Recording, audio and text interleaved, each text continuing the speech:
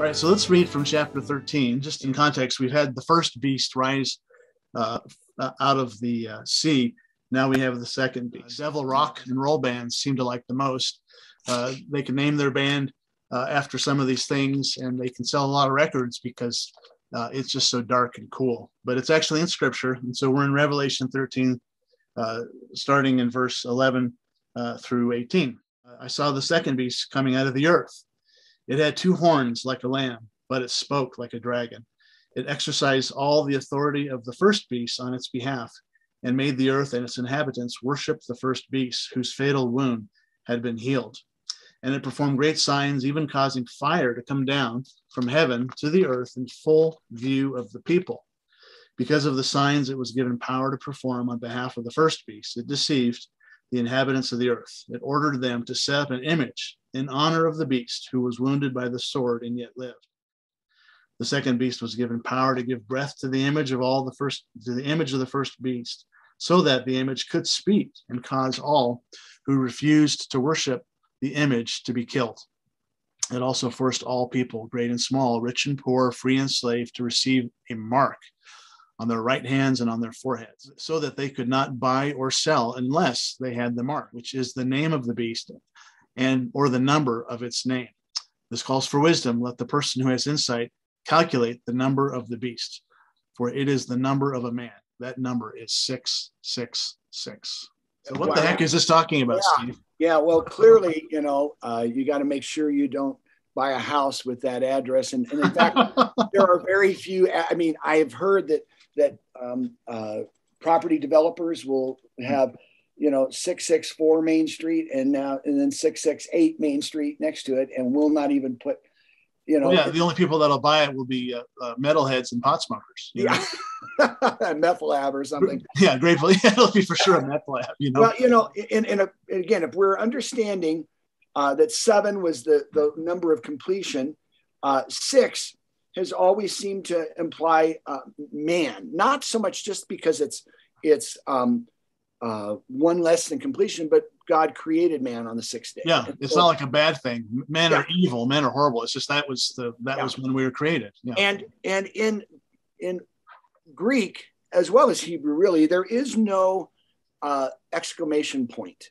The exclamation point, or an imperative in Greek, and you see it in the Old Testament Hebrew also, is repetition, and particularly triple repetition. Saying is this is important. Listen to this, And so what we see is that this beast, in those days, I would say, are the spiritual moorings behind much of the earth's systems, whereby the poor and the oppressed and people are put under subjugation and not allowed to thrive, as opposed to God's kingdom, where he wants people from every tribe and language to thrive.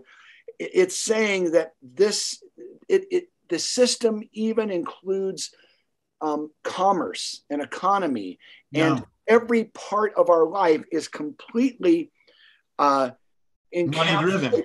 Yeah, driven. It's man-driven. And let me rabbit trail you for a minute there. It's interesting. Of course, later on, as the next several chapters, it talks a lot about the kingdom of darkness versus the kingdom of light, and the kingdom of darkness is so much based on sex, on money, and on violence, on persecution of God's people. And boy, if that doesn't describe the dark side of our world today, again, going back to the wackiness. Yeah. I remember when I was in high school, one of my first times being exposed to this stuff, a friend invited me to his church. It was an Assemblies of God church on a Sunday night. And the pastor held a carton of milk that had the Universal Product Code, the UPC bars. First time we had seen it. And he told us this was the mark of the beast. And it was. Well, hey, it's buying and selling. You can't buy and sell without the mark. Oh, it fit it. It fit it. Now, people, if you don't want to get a vaccine for COVID, then that is certainly your right and your business. However, they are not putting in tracking chips, that they are injecting into us. Well, how do you know? The government can't even get your Social Security check to you on time. Half the time, they are not able to track 330 million people simultaneously. Well, plus, Steve, you probably don't know this, but the chip won't fit through the needle. The chips are bigger than needles. I don't know if you knew that. But. Yeah, I didn't know that. You know, I mean, this is the next new thing. When you're looking for code breaking, this is the next new thing. Oh my gosh, this is it.